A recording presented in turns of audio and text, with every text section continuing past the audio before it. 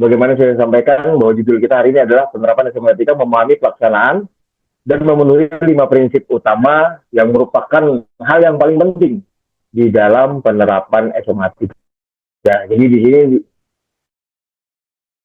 kita melakukan pengenalan pentingnya SMK 3 ya. 5 prinsip. Karena 5 mengalami kesulitan teman-teman. Jadi kalau teman-teman sudah memahami terkait dengan 5 prinsip utama, apapun nanti yang teman-teman hadapi di tempat kerja terkait dengan penerapan SMK 3 itu jauh lebih mudah. Jadi misalnya masuk di dunia pertambangan, 5 prinsip tadi dibagi menjadi 7 itu juga jauh lebih mudah. Masuk ke dunia konstruksi, dunia migas, dunia plantation, ya, semuanya berbasis peraturan pemerintah.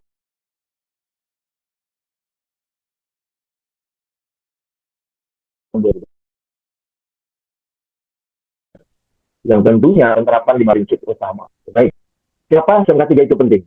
Yang pertama adalah latar belakang terkait dengan tujuan daripada pelindungan pekerja dari risiko kecelakaan dan penyakit akibat kerja atau penyakit kerja gitu ya.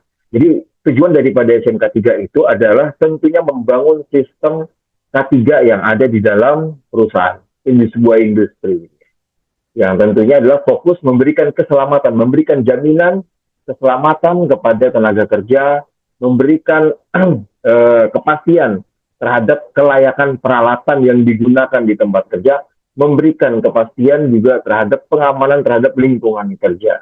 Nah, tujuan tadi itu semua, kalau itu bisa dilakukan dengan baik melalui penerapan SMK 3, maka otomatis produktivitas sebuah industri itu pasti akan meningkat.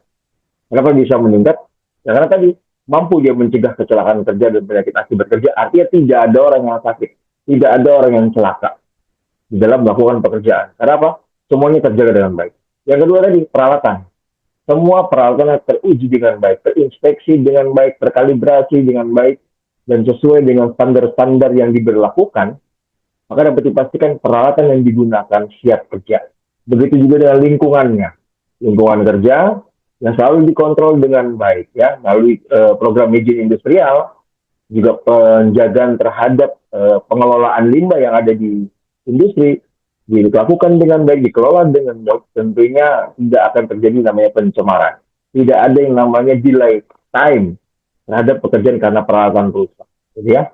Maka otomatis produktivitas akan naik. Seperti itu. Itu tujuan penting daripada, itu hasil penting daripada penerapan sistem manajemen. Nah, karena kita fokus di dalam sistem manajemen K3, artinya memberikan perlindungan terhadap tenaga kerja dari kecelakaan kerja dan penyakit akibat kerja. Baik. Tujuan lainnya adalah menciptakan lingkungan kerja aman, sehat, dan produktif. Jadi sebagaimana saya sampaikan, kemudian manfaatnya adalah mampu menurunkan angka kecelakaan dan meningkatkan moral karyawan, serta meningkatkan produktivitas.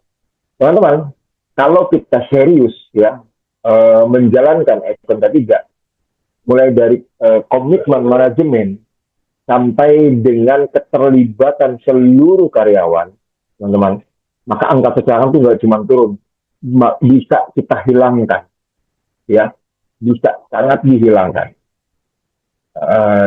bisa tercapai itu yang kata-katanya kalau dia bilang targetnya adalah zero accident, itu bisa tercapai.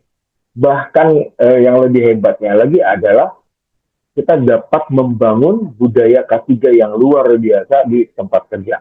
Membangun kesadaran K3 di setiap insan yang ada di tempat kerja. Nah, kalau itu sudah menjadi karakter setiap pekerjanya, terkait dengan karakter K3 yang setiap pekerjanya, maka dapat dipastikan semua tempat kerja yang ada, apalagi kalau harapan kita di Indonesia, maka budaya K3 di Indonesia itu bisa tercapai. Salah satu poin untuk menjadi sebuah negara maju adalah ketika rakyatnya memiliki karakter budaya K3 yang baik. Nah, makanya pentingnya penerapan SMK 3 itu. Jadi kita harus membuang tuh paradigma tentang bahwasannya K3 itu hanya untuk orang K3 saja, hanya untuk orang seksi. Itu harus kita buang. Artinya K3 itu adalah untuk kita semua, untuk setiap orang yang melakukan pekerjaan. Ya, dia mampu mengontrol dirinya untuk tidak terjadi kecelakaan, untuk tidak menimbulkan penyakit, dia mampu mengontrol rekan kerjanya agar tidak mengalami kecelakaan, dia mampu mengontrol peralatan kerjanya agar tidak cepat rusak, termaintain dengan baik, dan dia mampu menjaga lingkungan dengan baik. Ya, ketika dari orang ke orang bisa melakukan itu, maka penerapan SMK 3 bisa akan mencapai maksimal. Ya, oke. Apa sih yang dimaksud dengan SMK 3? Secara definisi, SMK 3 adalah sistem yang mengelola keselamatan dan kesehatan kerja. Secara umumnya seperti itu. Tapi nanti di dalamnya itu akan dibagi menjadi 5 prinsip. Ya, di dalam prinsip itu ada yang pertama adalah eh, penetapan kebijakan. Yang dimana penetapan kebijakan ketiga ini adalah memuat tentang komitmen dari pimpinan perusahaan bersama ahli K3 dan bersama perwakilan daripada pekerja atau buruh, ya, atau yang dibentuk di dalam suatu peraturan pemerintah melalui P2K3 atau panitia pembina K3 perusahaan. Nah, di dalam kebijakan tersebutlah menyusun semua komitmen dalam penerapan K3, memberikan perlindungan dan lain sebagainya. Itu sama-sama disusun seperti itu ya. Ini yang saya sampaikan tadi, elemen utamanya dari kebijakan K3 ya tadi yang ada komitmen dari pimpinan perusahaan. Dibahas bersama oleh P2K3 yang diketuai oleh pimpinan perusahaan, yang sekretarisnya adalah ahli K3 umum sertifikasi Kemenaker, dan anggotanya adalah perwakilan buruh. Yang disusun bersama juga terkait dengan kebijakan yang relevan dengan aktivitas yang ada di perusahaan. Kemudian didokumentasikan, dicetak atau di print out atau disebarkan dalam bentuk soft copy yang tentunya harus ditandatangani oleh pimpinan perusahaan dan harus bertanggal dan harus disosialisasikan teman-teman kepada seluruh tenaga kerja.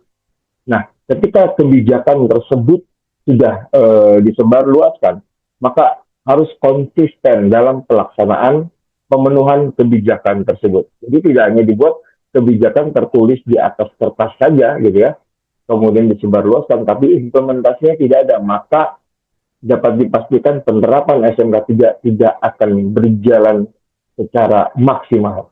Ya. Kemudian ada perencanaan di dalam elemen utama. Apa sih perencanaan itu? Perencanaan adalah program-program K3 yang kita buat di dalam perusahaan. Yang tentunya perencanaan itu harus relevan dengan kebijakan. Ya. Nah, kalau kita tarik mundur lagi di dalam penyusunan kebijakan, yang paling utama dalam penetapan kebijakan adalah kita harus mampu melakukan identifikasi awal. Di dalam perusahaan kita harus tetapkan dulu level-level risiko yang ada di dalam setiap aktivitas untuk mengetahui sejauh apa atau sedalam apa tingkatan risiko yang ada di tempat kerja, mulai dari low risknya, medium risknya, sampai dengan high risk. Kemudian kita tetapkan skala prioritas. Nah, skala prioritas tadi yang masuk di dalam kebijakan K3 tadi. Nah, sudah masuk dalam kebijakan K3 sebagai fokus komitmen pimpinan perusahaan beserta para anggotanya, maka di dalam perencanaan K3 fokus kita terhadap skala prioritas tadi yang harus dipenuhi. Nah, di sini nih peran utamanya yang bermain di sini terkait dengan untuk mengukur komitmennya pimpinan. Kita buat perencanaan berdasarkan skala prioritas yang tentunya pimpinan harus menyiapkan dukungannya, full supportnya kepada P2K3 atau Departemen K3 dalam menyusun perencanaan K3. Nah, untuk memudahkan jalannya perencanaan K3, tim K3 atau Departemen K3 atau P2K3 dalam penyusunan perencanaan tersebut harus berkoordinasi dengan masing-masing bagian atau masing-masing departemen. Ya, mereka diundang, mereka diajak diskusi. Kira-kira program apa yang mau diunggulkan. Kita punya prioritas berdasarkan hasil identifikasi sebutan apa aja. Ada A, B, C, dan D, dan seterusnya. Dan ini harus masuk dalam program. Kemudian apalagi yang mau ditambah. Tujuannya apa sih kok mengundang mereka dalam penyusunan perencanaan atau program K3 itu untuk memudahkan adanya keterlibatan mereka dalam penyusunan program K3. Dan yang paling penting lagi apa? Agar tidak terjadinya tabrakan program kerja atau kegiatan yang tersusun di dalam program K3 tadi. Setelah kita susun, kita sepakati, manajemen menyepakati, ada pembiayaan di sana, ada support di sana, didukung penuh, kita masuk ke bagian penerapan, implementasi dari perencanaan yang sudah disusun. Ya, berdasarkan rencana yang sudah kita buat tadi. Kita implementasi, kita bagi tugas dengan baik, siapa saja PIC-nya, ya, yang bisa melakukan tugas A, tugas B, tugas C, yang tentunya di dalam penerapan tersebut. Yang pertama, untuk tenaga kerja harus dibekali dengan kompetensinya. Itu paling penting. Ya, bekali kompetensinya, diukur kemampuannya. Apakah dia mampu atau tidak dalam melakukan pekerjaan tersebut. Kalau dia tidak mampu dikarenakan karena ketidaktahuan terhadap ilmunya, maka training kan dia, berikan dia pelatihan. Ya, berikan dia, baik itu in-house training, baik itu public training, bebas. Ya, dengan didik oleh tenaga ahli memang memahami dengan pekerjaan tersebut. Kemudian jangan lupa disertifikasi sebagai bentuk pemenuhan terhadap peraturan perundangan. Yang kedua sebagai bentuk pengakuan bahwa tenaga kerja kita adalah tenaga kerja yang kompeten. Ya. Kemudian di dalam penerapan juga di-cover dengan apa? Adanya prosedur kerja yang jelas, terukur dan terencana. Ya. Dibuatkan prosedur, jadi ada langkah-langkahnya yang memang harus mereka lalui. Jadi mereka tidak keluar dari garis yang sudah kita tetapkan. Gitu ya. Dalam perencanaan tersebut.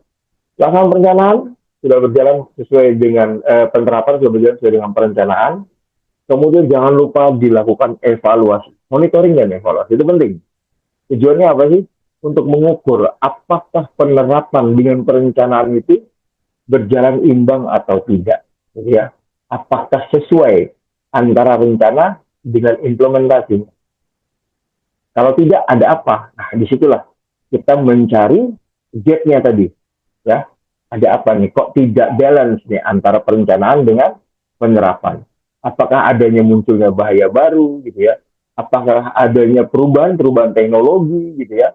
Dan lain sebagainya. Tapi kalau di kondisi sekarang ini, yang dimana teknologi itu dapat berubah, apa ya? Bisa dikatakan tidak dapat diprediksi. Hari ini kondisi seperti apa, besok itu sudah berubah. Karena adanya perubahan teknologi yang begitu cepatnya, ya. Nah, itu juga bisa menjadi pengaruh terhadap penerapan dengan perencanaan yang muncul adanya gap di sana.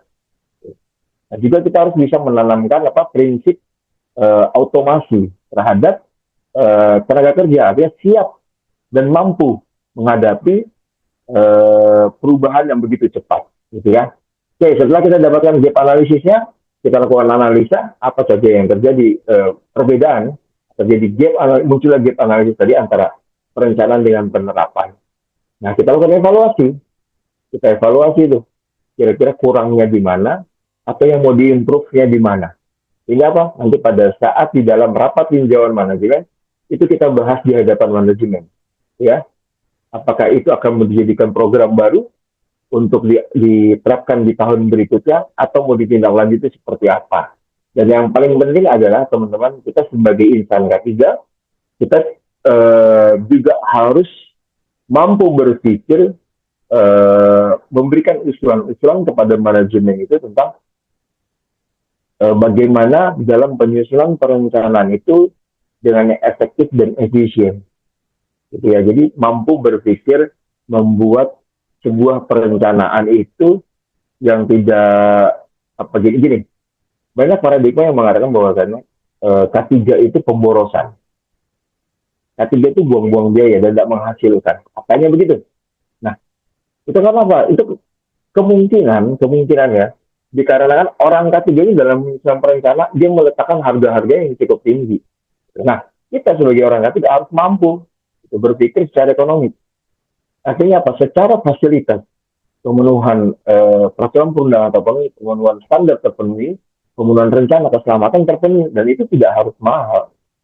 Karena banyak sekali program-program yang harus menjadi efisien. Nah, kalau ternyata, wah Pak, memang mahal gitu. Setelah dilakukan evaluasi, kita menyampaikan dalam rapat pinjaman ini, maka kita merubah paradigmanya itu ke manajemen kita bahwasanya K3 itu adalah investasi. Gitu. Bukan pemborosan. Seandainya tidak terjadi bahwa kita udah nggak mampu lagi untuk menekan budget gitu. Maka sampaikan bahwa paradigmanya K3 itu adalah investasi. Kok bisa dikatakan investasi? Contohnya begini teman-teman, kita kalau beli peralatan K3, contohnya beli apar, beli kotak P3K, apalagi tuh, beli perlengkapan P3K, beli tandi dan sebagainya. Oke, kalau mungkin di perusahaan yang lebih besar, bahkan lebih mahal lagi, bisa beli mobil pemadam kebakaran, beli ambulan, gitu ya, pengadaan-pengadaan yang mahal seperti itu. Kita sampaikan bahwasanya barang ini dibeli memang tidak untuk dipakai. Nah, ketika muncul bahasa seperti itu, terkesan bahwasanya, nah kalau nggak dipakai untuk apa dibeli? Gitu. Pemborosan. Justru sebenarnya dibeli itu untuk investasi. Untuk contoh misalnya tabung apar. Anggap misalnya tabung apar satu unitnya yang 3 kiloan mungkin itu sekitar 200 ribuan, yang 5 kilo, 6 kiloan mungkin ya dua kali lipatnya gitu ya. Ambil di harga 500 ribu. Gitu. Dibeli tidak untuk dipakai, tapi ketika terjadi insiden kebakaran, muncul api kecil, dia mampu memadamkan. Seandainya para itu tidak ada, kira-kira apa yang akan terjadi? Maka akan membakar jauh lebih besar. Berapa aset miliaran yang mungkin akan eh, jadi korbannya api, ya, jadi kebakar semua. Tapi dengan investasi 500 ribu, kemudian ditambah dengan investasi tenaga kerja yang diberikan kompetensi bagaimana cara menggunakan apa, maka mampu mencegah timbulnya kerugian yang lebih besar. Nah, seperti itu teman-teman yang harus disampaikan di dalam rapat tinjauan manajemen. Sehingga apa? Manajemen bisa memahami bahwasannya ternyata ketiga itu penting. Biasanya kenapa kok manajemen kita itu di beberapa perusahaan gitu ya, beranggapan bahwa ketiga itu pemborosan. Jadi kalau kita di perusahaan tuh ngadepinnya orang finance. Oke, mohon maaf teman-teman, ada sedikit kesalahan teknis. Tiba-tiba padam ya. Oke, tadi kita sampai di sini di bagian tinjauan manajemen terkait dengan memberikan apa masukan deh kepada manajemen terkait dengan jangan sampai nanti paradigmanya bahwasannya penerapan SMK 3 itu mahal gitu ya. Sebenarnya tujuan daripada SMK 3 udah jelas banget, artinya eh, membantu perusahaan untuk meminimalisir angka kecelakaan, meminimalisir potensial terjadinya penyakit akibat kerja, meminimalisir terjadi kerusakan alat, kemudian mampu menjaga lingkungan. Nah, semua itu kalau dilakukan, maka sudah pasti terjadi efisiensi. Itu sudah pasti, ya. Baik, kita lanjut. Di dalam 5 prinsip utama SMK 3 ini kita bahas terkait dengan kebijakan K3. Yang pertama, komitmen organisasi dalam menetapkan kebijakan K3 sebagai prioritas utama di dalam perusahaan. Saya sudah sampaikan bahwasannya kebijakan K3 adalah isinya komitmen yang ditandatangani oleh pimpinan tertinggi, ya. Kemudian disosialisasikan dan semua itu wajib melaksanakan komitmen yang sudah tertuang di dalam kebijakan tersebut. Nah, biasanya isinya itu ada objektif targetnya, ya, ada visi misi gitu ya, yang harus dikerjakan oleh semua insan yang ada di dalam perusahaan. Kemudian peran dan tanggung jawab, ya, secara jelas dalam pelaksanaan pengawasan kebijakan K3 itu adalah P2K3. Gitu. Jadi P2K3 itu tinggal monitoring saja, gitu. Di bagian mana, di departemen mana yang belum dapat secara maksimal melaksanakan kebijakan K3. Kemudian dicari gitu permasalahannya, ya, akar masalahnya apa yang menyebabkan satu bagian atau beberapa bagian atau mungkin orang yang belum bisa melaksanakan komitmen. Bisa jadi karena sosialisasinya nggak maksimal. Dalam sosialisasi tidak diukur apakah orang itu paham atau tidak. Biasanya orang tidak melaksanakan komitmen K3 itu, komitmen kebijakan K3 bisa karena dia tidak paham, teman-teman. Bukan dia nggak mau, gitu. Orang mengatakan, alah kebijakan K3 itu merepotkan. Bisa jadi dia ngomong gitu, karena dia nggak tahu. Jadi tugas P2K3 lah, tugas teman-teman yang paham terhadap penerapan K3 itu penting, maka disampaikan ke mereka bahwasannya pelaksanaan SMK 3 itu sangat baik, gitu, sangat membantu. Gitu. Bahkan akan menjaga kita. Contohnya nih, misalnya kalau di dalam penerapan SMK 3 kita nerapin SWA tuh. Mereka dengan peran dan tanggung jawab ya. Misalnya ada stop work authority yang dimana setiap orang mampu menghentikan pekerjaan apabila pekerjaan tersebut dianggap tidak aman. Dia punya otoritas untuk melakukan itu. Artinya apa? Ketika dia melakukan satu pekerjaan atau dia melihat orang lain melakukan pekerjaan yang tidak aman, dia bisa menghentikan. Dia punya kapasitas itu, dia punya kualitas itu. Tujuannya apa? Mencegah terjadinya orang yang celaka. Repot kalau ada orang celaka, pasti perusahaan akan rugi. Gitu. Orang yang celaka juga rugi, gitu kan? Terus apa lagi? Ada delay lagi terhadap pekerjaan. Gitu. Adanya lagi apa? Kepercayaan pelanggan itu akan berpengaruh sangat jauh. Gitu. Jadi penting sekali bahwasannya penerapan SMK 3 itu harus benar-benar disosialisasikan dan sampai insan-insan itu paham terhadap penerapan K3 itu sendiri. Nah, kemudian di dalam mensosialisasikan kebijakan kepada seluruh karyawan harus mempunyai metode komunikasi yang efektif, teman-teman.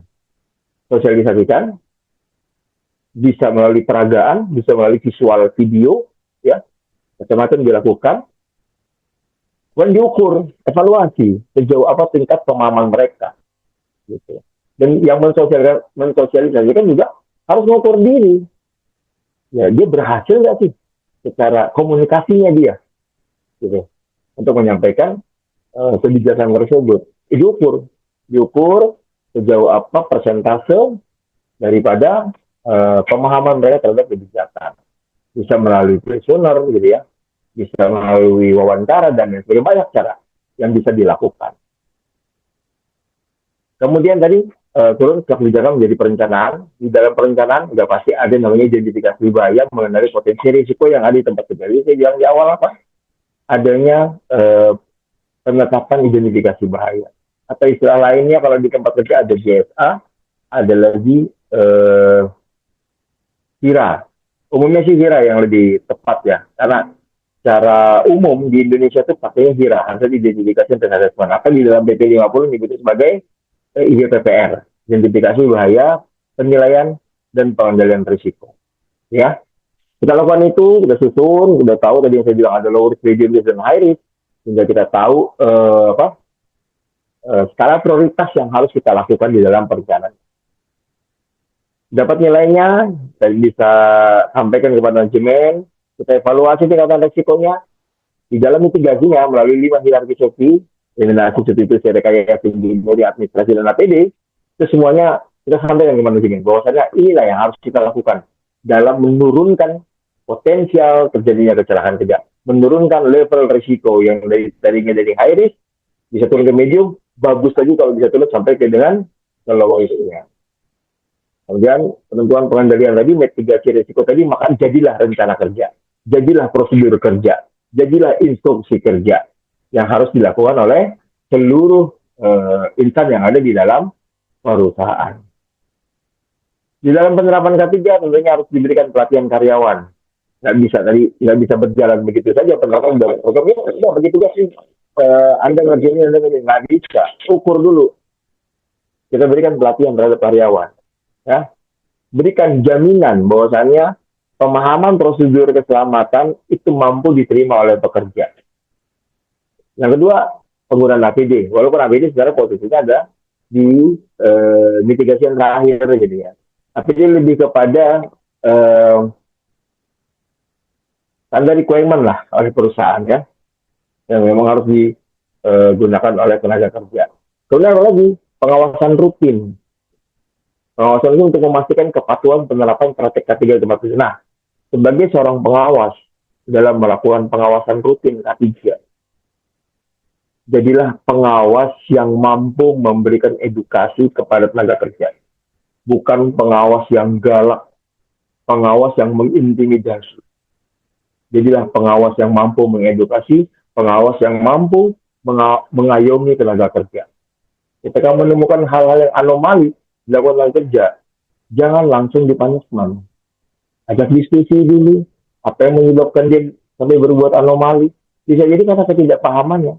Bisa jadi karena kebijakannya memang nggak sampai kepada mereka. Bisa jadi mereka nggak paham tentang bagaimana cara melakukan pekerjaan yang baik dan benar. Tidak ada kompetensinya, tidak ada prosedurnya, dan lain sebagainya. Maka tugas kita yang memenuhi itu semua kepada tenaga kerja. Kemudian di pemantauan dan evaluasi, lakukan audit dan inspeksi, hal yang paling penting juga. Ya, yang biasa dilakukan mungkin kalau audit itu minimal 1 kali dalam setahun. Baik itu audit internal maupun audit eksternal. penetapan jangka waktu audit itu juga tergantung daripada hasil temuannya. Kalau temuannya banyak, maka secara jadwal juga akan jadi jauh lebih rapat. Yang tadinya mungkin setahun sekali bisa jadi 6 bulan sekali, bisa jadi 3 bulan sekali. Tapi kalau misalnya findingnya sudah mulai berkurang, nah, baru kita mainnya di setahun sekali. Gitu. Nah, untuk di SMK 3 itu ada audit lagi eksternal, ya, yang diselenggarakan oleh Kementerian Tenagakerjaan melalui lembaga audit SMK 3 yang dilaksanakan biasanya 3 tahun sekali. Tujuan apa? Untuk mengukur nih sejauh apa penerapan SMK 3 di perusahaan kita yang diukur oleh pihak luar. Nah, pihak luar nanti akan membuatkan laporan hasil audit itu diserahkan kepada pemerintah. Berdasarkan penilaian mereka, maka kita akan mendapatkan penghargaan dari pemerintah berupa sertifikat. Ya, pengakuan bahwasanya di tempat kerja kita telah menerapkan SMK 3 ada kategorinya, ya, berdasarkan kriteria yang juga yang dinilai. Gitu. Inspeksi juga bisa dilakukan secara internal, bisa dilakukan eksternal. Ya, yang biasa dilakukan sebulan sekali atau 3 bulan sekali, tergantung peralatan apa yang mau diinspeksi. Ya, untuk petugas inspeksi internal juga harus jangan lupa diberi pembekalan, diberi keilmuan, berikan kompetensinya. Kalau inspeksi dari eksternal tentunya juga dapat menunjukkan dari Kementerian Tenagakerjaan atau dari lembaga tertentu. Kemudian pengumpulan data mencatat, menganalisis insiden dan risiko yang ada di tempat kerja. Nah, biasanya kalau di tempat kerja itu ada yang membagikan contohnya seperti hazard observation card, ya. Ada yang nyebut juga smart card, gitu ya, di mana pekerja ketika menemukan kondisi ada bahaya baru, gitu ya, atau hal sebagainya, anomali itu dicatat sama mereka. Jadi dimasukkan dalam satu box, petugas K3 atau petugas P2 K3 tadi akan melihat dan akan melakukan kunjungan. Kemudian melakukan evaluasi terhadap temuan-temuan tersebut.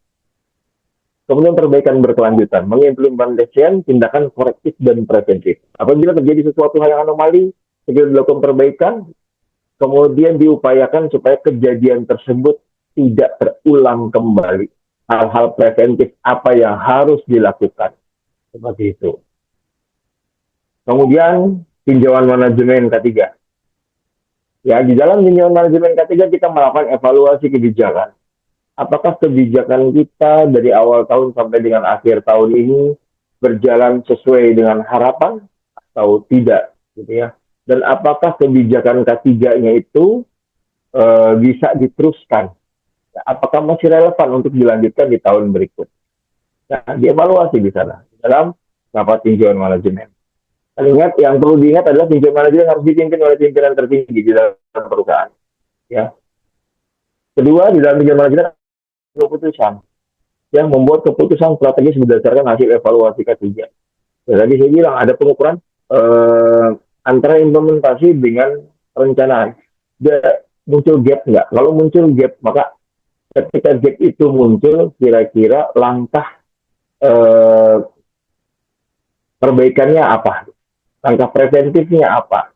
Nah, di sini yang perlu adanya keputusan strategis yang dilakukan oleh pimpinan tertinggi di dalam tinjauan manajemen. Kemudian komitmen peningkatan, mendorong budaya keselamatan yang berkelanjutan. Artinya, kalau budaya dari awal nih, nah, jadi memang penting banget teman-teman. Kalau kita menguasai SMK 3, kita ukur dulu sebelum penerapan dan setelah penerapan. Apakah budayanya naik atau tidak? Kalau budayanya tidak naik dari sebelum menerapkan SMK 3, artinya penerapan SMK 3 belum berakhir. Tapi kalau dia naik, berarti kita lihat lagi, kalau dia naik berapa persen naiknya. Kalau naiknya cuma kisaran 10-20%, berarti belum maksimal. Jadi kita punya target tuh.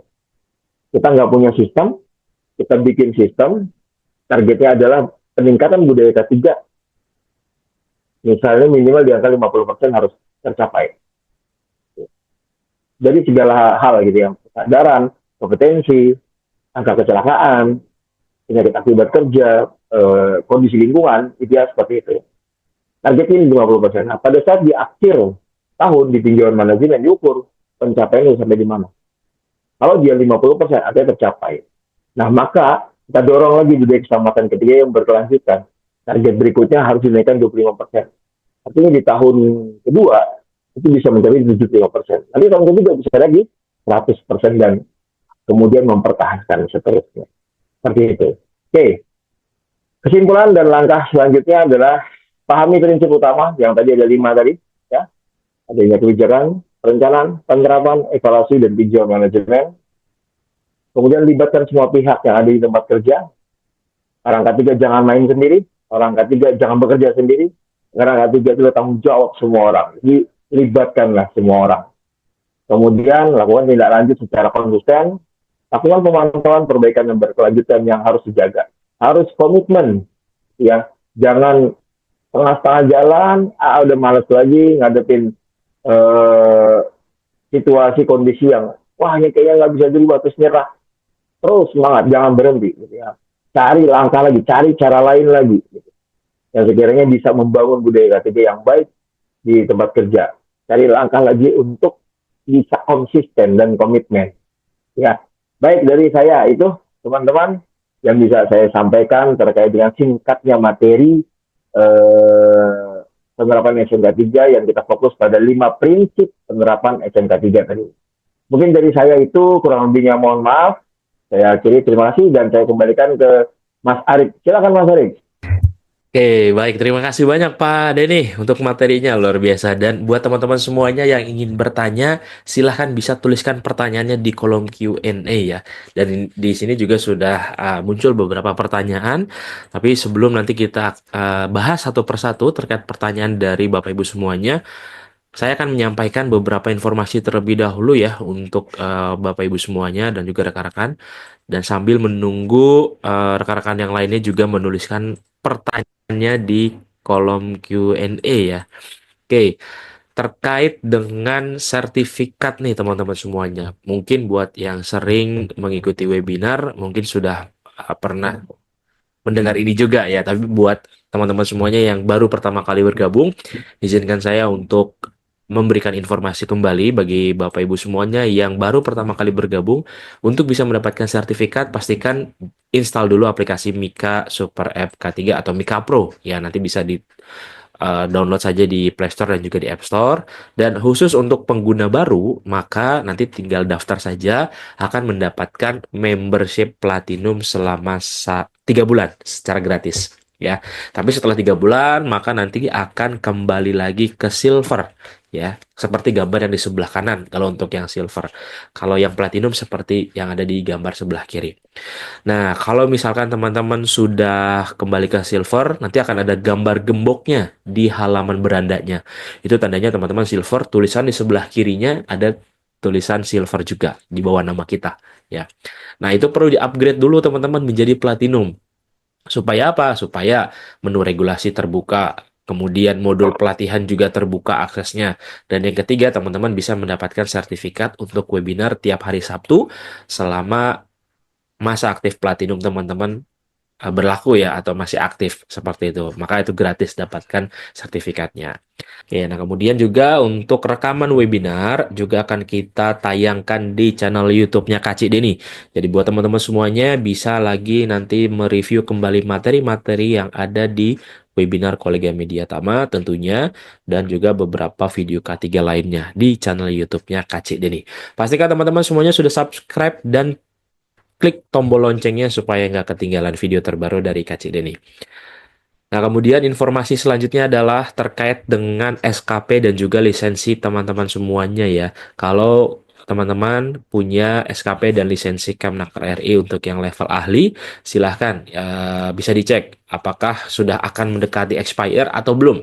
Ataukah memang sudah kelewat expire-nya ya. Nah, itu bisa Media Tama bantu untuk proses perpanjangannya. Syaratnya adalah untuk bisa melakukan perpanjangan saja ya tanpa refreshment itu maksimal 1 tahun sejak masa expire-nya habis. Jadi kalau tahun 2025 teman-teman masih bisa ada waktu 1 tahun ke depan.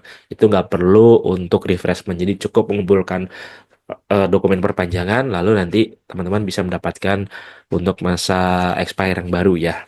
Nah, kemudian kalau nanti sudah lewat atau sudah lebih dari 1 tahun sejak expire-nya habis, ya, maka teman-teman perlu ikut refreshment lagi. Jadi harganya bisa 2 kali lipat. Jadi lumayan ya teman-teman. Pastikan teman-teman, saya mengingatkan jangan sampai kelewat lebih dari 1 tahun sejak masa expire-nya. Karena lumayan ya untuk biayanya seperti itu. Termasuk juga yang lisensi Kemenaker RI ya, yang level teknisi, kemudian yang petugas ataupun operator itu juga Mediatama bisa bantu proses perpanjangannya. Untuk harganya lebih terjangkau lagi untuk yang lisensinya saja ya. Kemudian buat teman-teman yang ingin terjun ke dunia K3 bisa ikut ahli K3 umum. Nah, ini beberapa pelatihan yang akan running di Mediatama di bulan Mei dan juga Juni ya, di bulan ke depan ya, untuk Juni ya. Untuk Mei juga kita masih ada, masih banyak. Untuk kali ketiga umum kita ada di tanggal 13 Mei secara online training teman-teman. Jadi ini bisa teman-teman ikuti dari Sabang sampai Merauke karena ini online training dan persyaratannya adalah minimal D3 ya. Semua jurusan. Yang penting sudah ada ijazahnya D3. Dan kalaupun teman-teman ingin ambil yang levelnya BNSP, kita juga ada yang ahli K3 BNSP. Nah, ini sedang ada promo subsidi ya dari harga 2,5 juta cukup 950.000 saja. Kalau teman-teman kenal tim Mediatama ya atau kontak saya juga bisa nanti mendapatkan potongan lagi ya. Jadi harganya di bawah 950.000. Nah, ini sangat terbatas juga ya teman-teman semuanya dan ini pelatihannya secara mandiri. Jadi tidak ada Zoom. Jadi untuk materinya nanti cukup menonton video ya terkait dengan unit kompetensi yang akan diujikan. Jadi lebih fleksibel juga untuk teman-teman yang pekerjaannya juga tidak bisa diganggu dari kerja ya, tapi tetap ingin ikut sertifikasi. Nah, solusinya adalah ahli K3 BNSP. Persyaratannya adalah D3, teman-teman. Loh, kok bukan SMA? Ya, kalau dulu per 2024 sampai 2024 ya, itu masih bisa persyaratannya SMA. Tapi kalau saat ini kami sudah naikkan menjadi D3. Kenapa? Karena untuk yang SMA dan SMK nanti skema sertifikasinya berbeda. Nah, untuk yang SMA dan SMK itu sertifikasinya bisa ambil operator K3 BNSP atau petugas K3 BNSP. Bedanya apa? Bedanya kalau yang operator ini tidak memiliki pengalaman K3, tapi kalau yang memiliki pengalaman K3 minimal 2 tahun, maka bisa ambil yang petugas K3 BNSP seperti itu. Nah, menariknya kalau untuk yang level ahli ya, walaupun teman-teman misalkan buat teman-teman yang masih kuliah nih, untuk yang ahli tadi saya belum sempat sampaikan, untuk yang level ahli ini kan minimal D3 ijazahnya. Atau buat teman-teman yang sedang kuliah, itu semester 7 juga sudah boleh ikut ya, walaupun belum lulus S1-nya, tapi minimal semester 7 sudah bisa mengikuti level ahli K3 BNSP. Seperti itu teman-teman ya. Makanya saat ini di 2025 ada perubahan sedikit terkait dengan persyaratan di ahli K3 BNSP. Lanjut lagi, kalau kita sudah punya ahli K3 umum Kemenaker RI, lanjut ke auditor. Nah, ini teman-teman juga online training kita akan laksanakan nanti di tanggal 19 Mei ya. Dan untuk harganya ini, wah sudah lewat harga early bird-nya ya. Tapi nggak apa-apa, nanti bisa dibantu untuk mendapatkan potongan harga lainnya dari harga promo. Kemudian bagi teman-teman juga yang ingin ikut sertifikasi ahli K3 Muda Lingkungan Kerja, dan ini kita laksanakan secara blended training, artinya nanti teman-teman ada praktek juga ya. Di mana nanti teman-teman yang akan mendapatkan sertifikatnya itu Hygiene Industri Muda atau HIMU dari BNSP, serta SKP dan lisensinya itu dari Kamnakar. Seperti itu ya. Nah, ini kita laksanakan nanti di tanggal 15 Mei. Kemudian di sektor kelistrikan, kita juga ada teknisi K3 listrik yang kita akan laksanakan di minggu depan tentunya teman-teman. Persyaratannya ini adalah minimal SMA ya untuk jurusan teknik tentunya. Kalaupun teman-teman minimal kalau teman-teman pendidikannya adalah D3, maka bisa ambil yang ahli K3 listrik. Dan ini juga kita laksanakan secara offline. Kalau yang teknisi tadi itu blended training, praktiknya saja yang offline. Kemudian di sektor konstruksi kita punya ahli muda K3 konstruksi dan ini juga full online. Nah, ini pendidikan minimal SMA sudah bisa ikut nih Bapak Ibu ya. Silakan nanti bisa langsung mendaftar jika Bapak Ibu semuanya pekerjaannya saat ini di sektor konstruksi ya. Dilaksanakan di tanggal 21 Mei. Lalu kalau bapak-bapak nih atau bapak ibu ya yang mengawasi perancah bisa ikut pelatihan sebagai supervisor perancah ataupun juga bagi bapak ibu yang menjadi seorang yang memasang dan membongkar perancah ya bisa ikut yang teknisi K3 perancah dan ini kita laksanakan secara blended training. Nanti teman-teman juga akan mempraktekkan bagaimana caranya memasang dan menemukan peranca dengan baik dan benar, dan tentunya juga selamat ya.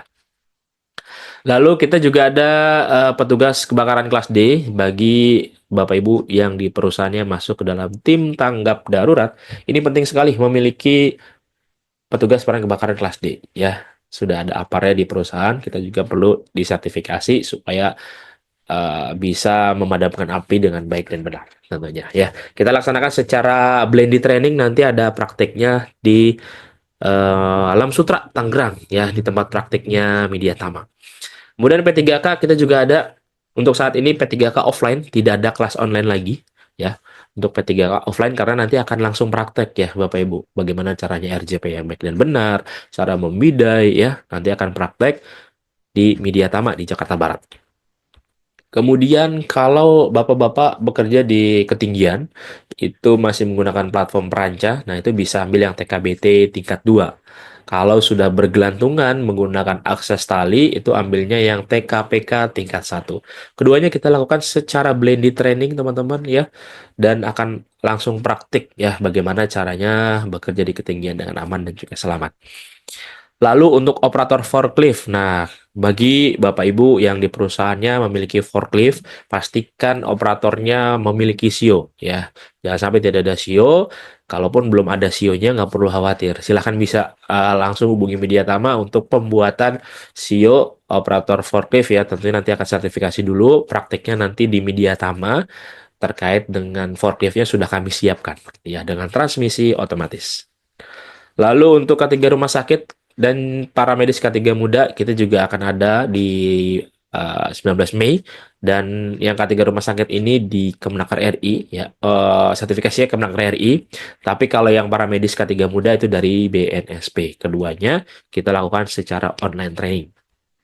Kemudian teknisi K3 ruang terbatas, ya ini juga kami ada di bulan Juni, tapi ya kalau untuk di bulan Mei sudah running, ya sedang running saat ini, di minggu ini, jadi silakan nanti Bapak Ibu bisa ambil yang bulan Juni, di tanggal 12 Juni, nanti ada prakteknya juga untuk praktek di ruang terbatas.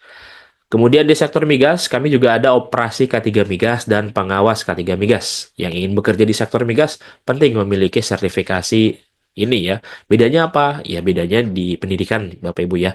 Kalau Bapak Ibu pendidikannya SMA dan SMK, ya itu bisa ambil yang operasi K3 migas. Tapi kalau pendidikannya sudah D3, S1 ya, langsung aja ambil yang pengawas K3 migas. Keduanya kita lakukan secara online training. Lumayan masih ada promonya nih teman-teman ya, harga ribet potongannya 1 juta. Nanti bisa lebih dari 1 juta sih potongannya. Silakan nanti hubungi teman-teman yang teman-teman Media Tama yang Bapak Ibu kenal. Kemudian, nah investigasi insiden juga penting nih. Jika kita bekerja sebagai HSE ya, ketika suatu saat amit-amit terjadi insiden, nah kita sudah tahu bagaimana cara menginvestigasinya. Tentunya harapannya adalah ilmu ini tidak terpakai ya. Kalau terpakai berarti ada kecelakaan. Tapi untuk menjaga-jaga, nah kita perlu juga untuk bisa menginvestigasi sebuah insiden ya. Kita akan laksanakan secara online training di tanggal 26 Mei ya, teman-teman. Lalu kita ada sertifikasi baru nih untuk HIMU, Hygiene Industri Muda BNSP, dan juga HIMA. Dan ini kita laksanakan full online training. Kemudian K3 Laboratorium juga kita akan running di minggu depan. Dan ini kita sertifikasinya dari BNSP secara online training. Nah, ini adalah ATK yang akan teman-teman dapatkan. Tentunya nanti ATK yang didapatkan itu sesuai dengan sertifikasi yang dipilih. Ya, kalau offline nanti kita akan berikan saat itu juga. Kalau online nanti kita akan kirimkan melalui ekspedisi dan tentunya gratis ke seluruh Indonesia. Kemudian informasi selanjutnya adalah kalau teman-teman semuanya ketinggalan mengikuti webinar setiap Sabtu, tapi teman-teman ingin mendapatkan sertifikatnya, gimana? Bisa langsung menggunakan platform Midlea. Nah, Midlea ini merupakan salah satu platform digital Media Tama, di mana teman-teman bisa belajar K3 secara mandiri, tidak harus menunggu webinar kolega gitu ya. Kalau teman-teman ingin materi yang lainnya, yang lebih menarik lainnya, akan ada banyak sekali di sini ya. Nah, silakan langsung saja kunjungi websitenya di midlea.co.id. Teman-teman daftar lagi akunnya, nggak ada platinum, nggak ada silver kalau di sini. Jadi daftar aja sama kayak akun sosial media ya. Kemudian pilih video mana yang teman-teman ingin dapatkan. Cukup transaksi dan nonton videonya dapat sertifikat. Sesimpel itu ya teman-teman. Bisa nggak saya langsung login? Nggak bisa Bapak Ibu. Kalau langsung login menggunakan akun aplikasi Mika ya. Nah itu tidak bisa karena tidak terintegrasi dengan aplikasi. Jadi Bapak Ibu untuk akses e-course di Midlea harus daftar lagi akunnya. Dan pendaftaran akun juga boleh disamakan akunnya dengan aplikasi Mika gitu. Jadi langkah pertamanya daftar dulu akunnya. Yang penting udah punya akunnya baru pilih videonya gitu. Kemudian bagi teman-teman yang sedang mencari pekerjaan, bisa langsung meluncur ke websitenya mediatama.co.id, ada menu karir di menu kategori populer. Silakan nanti bisa langsung lamar saja, masukkan CV yang teman-teman punya ya, tergantung dari perusahaan yang teman-teman inginkan ya. Lalu bagi yang belum punya CV di aplikasi Mika Pro juga ada menu buat CV online. Silahkan bisa dicobain ya teman-teman. Nanti buat CV-nya gampang banget, isi biodata langsung download gitu aja. Kemudian kalau ada yang ingin informasi lebih lanjut, boleh silahkan hubungi nomor kami ya di nomor hotline kami ataupun juga di WhatsApp tim sales kami. Ada Beni, Risma, Soka, dan juga Amanda. Pastikan juga teman-teman sudah memfollow akun sosial media kami di Instagram @mediatama, Facebook Tama Media Tama Sertifikasi, channel YouTube-nya Kak Cideni. Jangan lupa di subscribe dan follow akun TikTok-nya Kak Cideni. Lalu jika ada yang ingin kerjasama sebagai sponsor, boleh hubungi nomor kontak Media Tama ataupun juga bagi Bapak Ibu yang sering mengisi webinar ataupun menjadi instruktur, bisa langsung hubungi saya untuk menjadi instruktur di Media Tama. Tentunya nanti Bapak Ibu bisa mengisi webinar kolega ya tiap Sabtu dan bisa mendapatkan passive income tentunya. Baik, itu saja informasi yang saya sampaikan dan bagi Bapak Ibu semuanya mohon ditunggu absensi, saya akan kirimkan di kolom chat. Nah, silahkan Bapak Ibu bisa kirimkan bisa tuliskan ya absensinya ya di link yang sudah saya kirimkan di kolom chat. Nah, silahkan diklik linknya lalu isi biodatanya dan sampai ada tulisan berhasil. Baik, nah kita akan lanjut ke sesi tanya jawab nih. Bagi Bapak Ibu semuanya yang ingin bertanya, boleh, monggo silahkan bisa dituliskan pertanyaannya di kolom Q&A ataupun klik raise hand juga boleh ya. Kita akan bahas pertama dari Bapak Rahmat Padli nih, Pak Denny. Untuk perusahaan kontraktor yang bekerja per proyek, apakah perlu audit SMK 3 juga, Pak Denny? Silakan, Pak Denny. Oke, baik. Pertanyaan dari Mas Rahmat ya. Oh, jadi untuk perusahaan kontraktor yang bekerja per proyek, apakah perlu audit SMK 3 itu? Betul. Oke, jadi gini, Mas Rahmat. Pertama, yang dibutuhkan sebenarnya bukan audit SMK 3, tapi penerapan SMK 3-nya yang dilakukan ya. Audit itu bagian daripada penerapan SMK 3. Nah, persyaratan daripada pelaksanaan SMK 3 itu mengacu pada peraturan pemerintah nomor 50 tahun 2012. Yang dimana disebutkan perusahaan wajib menerapkan SMK 3 apabila dia mempekerjakan tenaga kerja sebanyak 100 orang ya, atau memiliki tingkatan biaya risiko tinggi. Artinya apa? Kalau pekerjanya sampai dengan 100 orang, maka wajib. Tapi kalau dia kurang dari 100 orang, dilihat dulu apakah dia memiliki biaya risiko tinggi atau tidak. Kalau iya, maka dia juga wajib. Nah, jadi gitu. Mau siapapun, mau dia kontraktor, mau dia owner gitu ya, selama dia memenuhi syarat itu, maka dia wajib menerapkan SMK 3 dan juga menjalankan audit SMK 3. Gitu, Mas Rahmat dan Mas Arif. Oke, baik. Seperti itu ya, Pak Rahmat, untuk jawabannya. Lanjut lagi, dari Pak Erwin. Mana yang lebih tepat nih Pak Denny? SMK 3 sebagai aset atau SMK 3 sebagai jaminan keselamatan? Oke, baik. Terima kasih untuk pertanyaannya dari Mas Erwin. Mana nih yang lebih tepat, SMK 3 sebagai aset atau SMK 3 sebagai jaminan keselamatan? SMK 3 itu dijadikan modal awal, ya, dijadikan modal awal untuk menjaga perusahaan itu bisa tetap stabil. Artinya apa? Kalau SMK 3 jadikan modal awal, SMK 3 jadikan investasi, maka otomatis aset SMK 3 juga sebagai aset, SMK 3 juga sebagai jaminan keselamatan. Jadi eh, ambil apa ya, bisa dikatakan cara berpikirnya adalah SMK 3 itu investasi. Maka kalau sudah investasi, di dalamnya ada aset kerjaan, keselamatan. Gitu ya. Gitu mungkin Mas Erwin dan Mas Arif. Baik. Seperti itu ya, Pak Erwin. Nah, buat Bapak Ibu semuanya yang ingin bertanya langsung, boleh dipersilakan untuk bisa klik raise hand. Nanti kita akan berikan kesempatan untuk Bapak Ibu bisa bertanya langsung dengan Pak Denny ya, terkait dengan materi kita hari ini.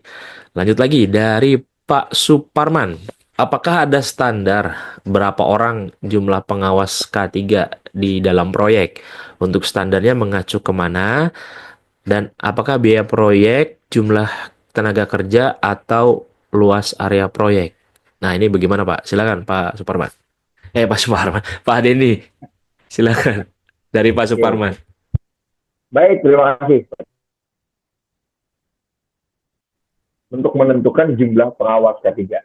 Ya, kalau mengacu pada peraturan Permenaker tentang ahli K3 umum, kan dari satu orang ahli K3 umum itu, dari 100 orang tenaga kerja ada satu orang ahli K3 umum. Ini ya. Nah, kalau untuk di kegiatan proyek, itu berdasarkan hasil identifikasi kita dulu. Gitu. Apakah mengacu pada biaya proyek, apakah mengacu pada jumlah tenaga kerja, apakah mengacu luasan area proyek? Ya, mengacu itu semua. Kita lihat seberapa besar kemampuan perusahaan di dalam pembiayaannya, seberapa banyak tenaga kerjanya, kemudian seberapa luas area yang harus dijadikan pengawasan K3. Gitu. Nah, kita lakukan identifikasi. Kita pakai identifikasi bahaya dan risiko. Dari sana baru kita bisa menetapkan perlunya jumlah pengawas K3. Hasil analisa itulah yang menentukan. Kalau misalnya begini, di tempat kerja kita, walaupun areanya luas gitu ya, tapi tenaga kerjanya memiliki kompetensi K3 yang cukup baik, maka pengawas K3-nya nggak perlu banyak. Gitu. Kenapa? Tanggung jawab K3-nya sudah ada di masing-masing orang. Beda hal kalau misalnya tenaga kerjanya yang memang belum paham terhadap K3, pasti akan berbeda. Pasti jumlah pengawasnya juga akan lebih banyak. Begitu mungkin Pak Suparman dan Mas Arif. Oke, baik. Seperti itu ya, Pak Suparman, untuk jawabannya. Jadi dilihat lagi terkait risikonya dan juga luas area kerjanya tentunya ya. Oke, lanjut lagi dari Pak Syam Habil. Apakah ada sanksi apabila perusahaan belum menerapkan SMK 3? Seperti itu, Pak. Silakan. Dan mungkin saya tambahkan lagi, bagaimana, apakah ada sanksi juga bagi orang yang sudah em, menerapkan SMK 3, tapi itu tidak dilakukan gitu ya. Udah ada SMK 3-nya tapi nggak dilakukan untuk personil-personil. Nah, ini gimana Pak? Silakan Pak Denny. Oke, baik. Dari Muhammad Syamhabil. Dari Ya. pertanyaannya, apakah ada sanksi gitu ya apabila eh, perusahaan belum menerapkan SMK 3? Gitu.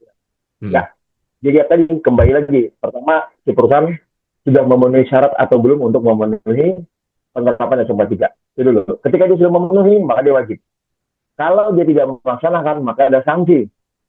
Sanksinya mengacu pada Undang-Undang Nomor 13 Tahun 2003 di dalam pasal 190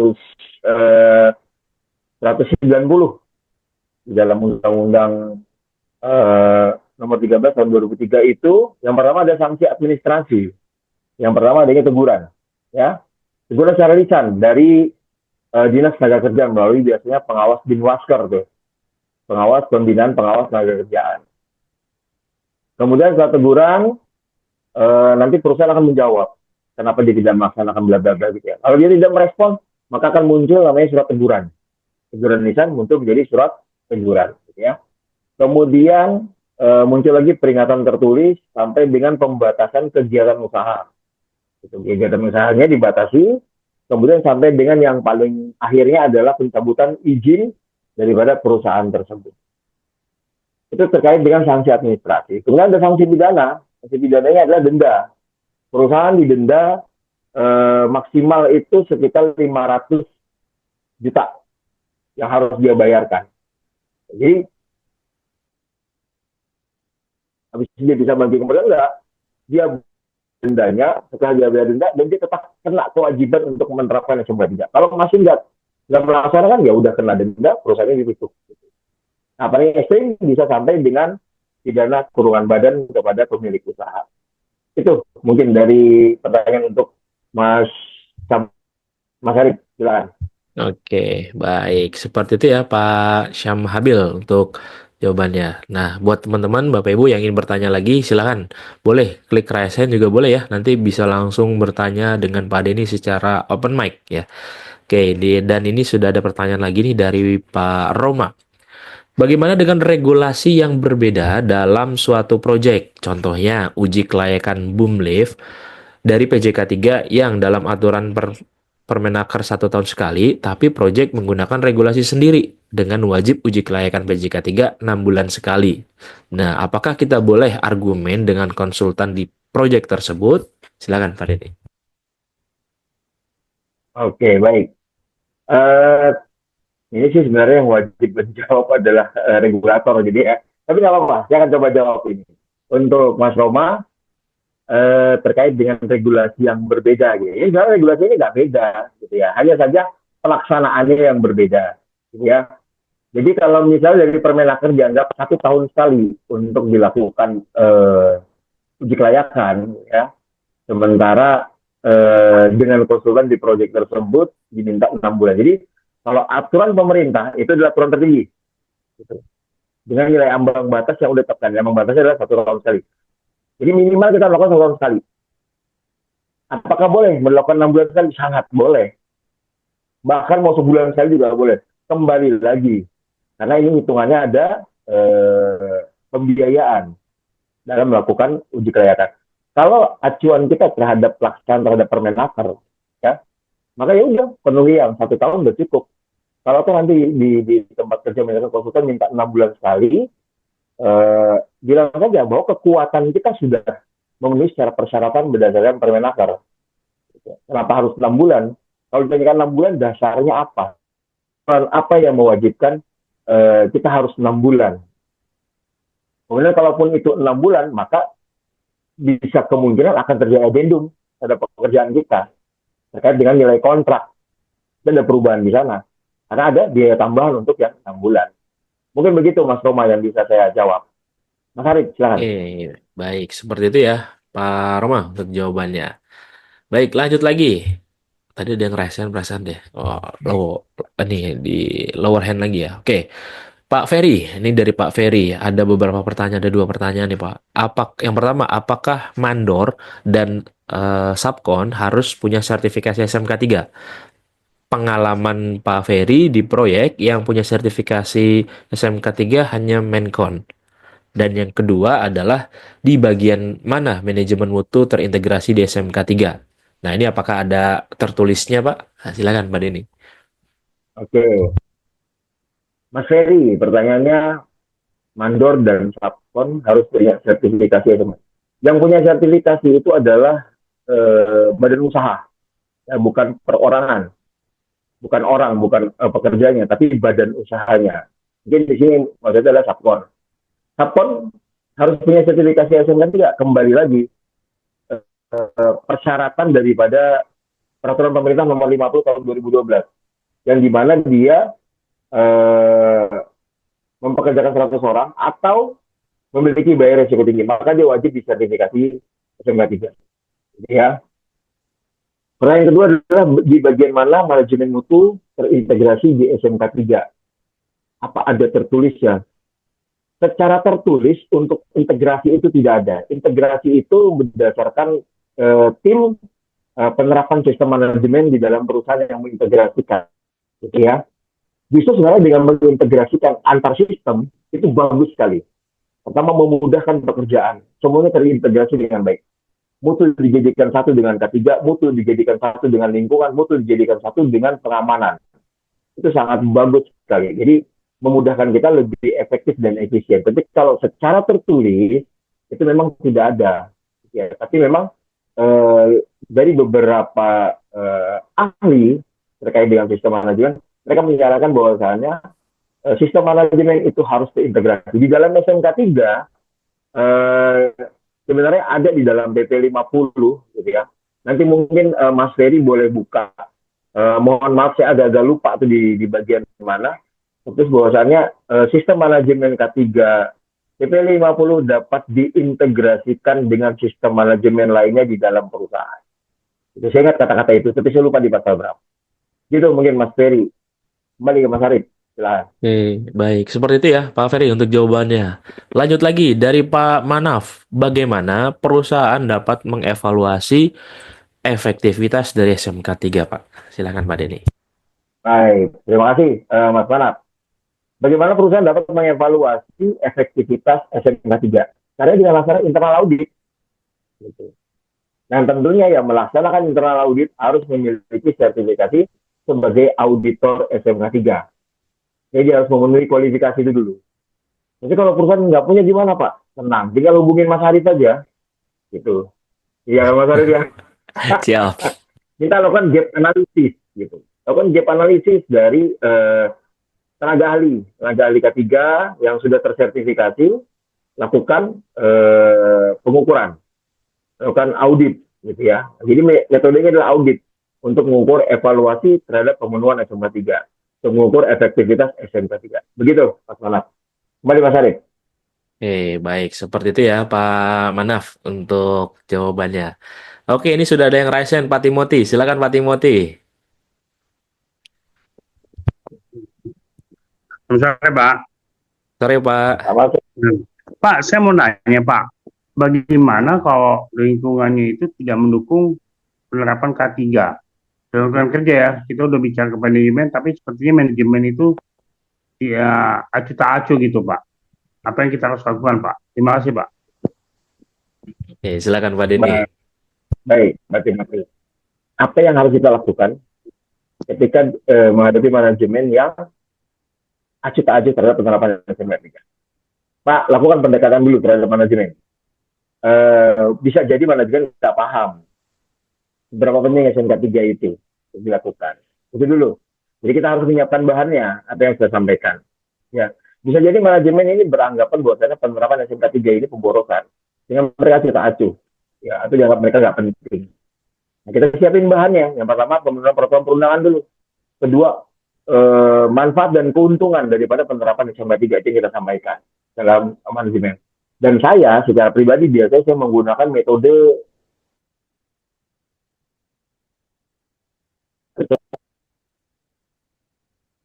ekstrimnya tuh untuk nakut-nakutin sekalian.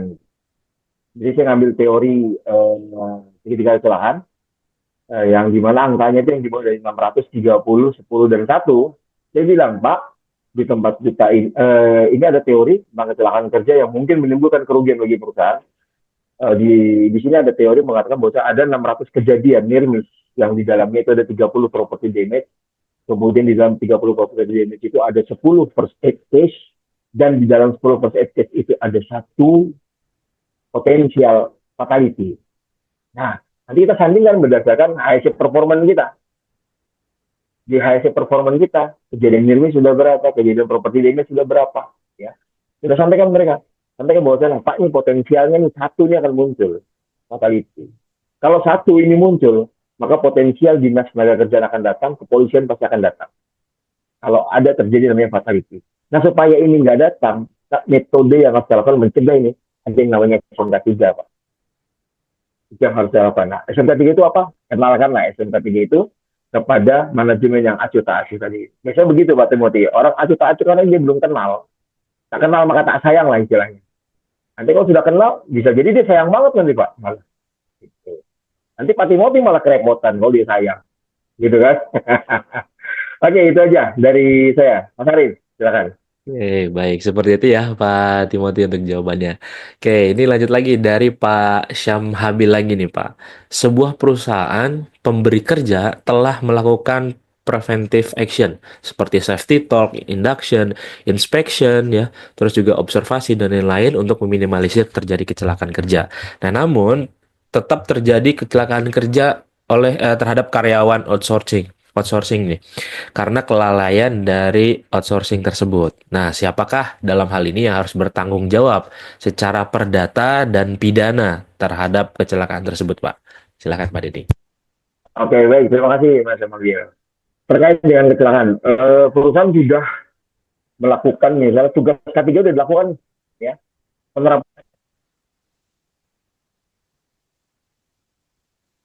penerapan K3-nya itu sudah dilakukan gitu ya. Tapi kalau masih kecelakaan, maka yang jadi pertanyaan, siapa yang harus bertanggung jawab terhadap perdata dan pidana terhadap kasus kecelakaan tersebut? Makanya kita lakukan apa untuk mengetahui itu? Lakukan investigasi insiden dulu untuk menentukan siapa yang bertanggung jawab. Ya, jadi hasil investigasi insiden yang tentunya harus melalui menggunakan beberapa metode ya. Standar minimal itu pakai yang 5W1H atau yang systematic causes analysis teknik yang dipakai dan dilakukan oleh orang yang memang memiliki kompetensi terhadap pelaksanaan investigasi insiden. Ya, lakukan investigasi insiden dulu. Nanti setelah dari investigasi insiden tersebutlah ditemukan root cause-nya atau akar masalahnya. Nah, maka di situ baru kita bisa tentukan siapa yang bertanggung jawab terhadap kecelakaan tersebut, gitu ya. Bisa jadi perusahaan kena nih, walaupun dia sudah menerapkan, ternyata penerapannya hanya sekedarnya saja, tidak mendalam. Gitu. Jadi kan tidak ada pengukuran, tidak ada evaluasi, gitu ya. Oh dia tetap safety induction, dia safety briefing dan sebagainya, tapi dia tidak mengukur, tidak evaluasi. Orang yang dikasih induction, orang yang dikasih safety briefing ini sama apa enggak? Gitu. Ya kan? Itu maka ada metode namanya safety investigasi yang harus dilakukan, investigasi kecelakaan yang harus dilakukan untuk menentukan siapa yang bertanggung jawab. Itu dulu dari saya. Terima kasih Mas Samhabil. Kembali Mas Said. Oke, baik. Seperti itu ya Pak Syamhabil untuk jawabannya. Baik, Bapak Ibu ada lagi yang mau bertanya? Kalau nggak saya mau bertanya nih ke Pak Denny ya. Nah, terkait ini nih Pak, kalau misalkan ada sebuah perusahaan yang sudah berhasil memperoleh sertifikasi SMK 3 tingkat lanjut. Tapi setelah itu komitmen K3-nya menurun, Pak. Nah, ini apa yang sebaiknya dilakukan supaya si sistemnya tetap berjalan efektif, Pak ini? Oke, baik Mas Arif. Sudah menerapkan berarti kalau tindak lanjut 166 nih ya, kriteria 166 nih, ya kan? Kok tiba-tiba turun gitu ya? Ada apa gitu. Nah, ini juga perlu dilakukan namanya audit. Kenapa terjadi penurunan? Apa yang membuat dia turun gitu? Eh, apakah ada beberapa kegagalan atau bisa jadi terjadinya mutasi perubahan orang. Biasanya itu yang terjadi. Orang-orang terdahulu yang sudah menggawangin SMK 3 ini tidak menurunkan, gitu, tidak sharing knowledge gitu, kepada orang baru, gitu. Sehingga orang baru yang melaksanakan harus belajar lagi. Nah, pada saat dia penurunan tidak tercapai, gitu. Biasanya itu yang terjadi. Maka harus dilakukan tinjauan dulu kenapa itu bisa turun. Jadi banyak hal sih yang menjadi tolak ukur kenapa penerapan SMK 3-nya itu kok menurun. Begitu Mas Arif. Oke, baik. Terima kasih Pak Denny. Ya, Bapak Ibu semuanya ada lagi yang mau bertanya, Bapak Ibu?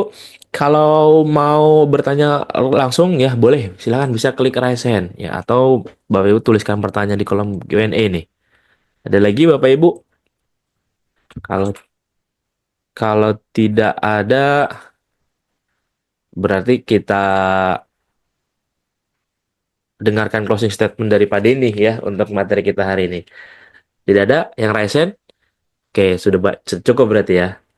Baik, kalau tidak ada, Pak Denny, terkait dengan materi kita hari ini, boleh dibantu untuk bisa disampaikan closing statement-nya, Pak. Bagaimana terkait pentingnya SMK 3 ini? Silakan, Pak Denny. Baik, Mas Arif. Teman-teman, SMK 3 itu merupakan hal yang paling penting di dalam penerapan salah satu sistem yang ada di dalam yang tentunya memberikan perlindungan kepada tenaga kerja dari kecelakaan kerja, dari penyakit akibat kerja, juga menjaga peralatan serta lingkungan tempat kerja yang untuk meningkatkan produktivitas kerja. Jadi SMK 3 itu adalah investasi yang utama dalam menjaga keberlangsungan usaha. Dari saya itu saja, Mas Arif. Terima kasih. Salam sejahtera buat teman-teman semua. Terima kasih. Assalamualaikum warahmatullahi wabarakatuh. Waalaikumsalam warahmatullahi wabarakatuh. Wah, luar biasa ya teman-teman semuanya. Dan terima kasih juga Pak Denny dan juga rekan-rekan semuanya sudah hadir webinar hari ini. Dan jangan lupa teman-teman semuanya nih bisa mengisi absensi yang sudah kami berikan di kolom chat ya. Dan pastikan teman-teman juga sudah platinum member ya untuk aplikasi Mika Pro-nya. Dan pastikan juga untuk bisa bergabung ke dalam grup Telegram Kolega Media Tama untuk mendapatkan link cepat registrasi webinar tiap hari Sabtu. Ya, kita selalu ada setiap Sabtu di jam 3 sore, jam 1 siang ya, jam 13.00 ya, WIB ya. Dan Bapak Ibu juga nanti bisa ikut terus tiap Sabtu untuk menambah ilmu bidang ketiga. Terima kasih banyak Pak Denny dan juga rekan-rekan semuanya. Semoga apa yang disampaikan Pak Denny bermanfaat untuk kita semuanya dan tentunya berkah untuk Pak Denny juga. Terima kasih. Akhir kata saya mengucapkan wabillahi taufik walhidayah. Assalamualaikum warahmatullahi wabarakatuh. Terima kasih Pak Denny. Sampai berjumpa di lain kesempatan Pak. Terima kasih Pak.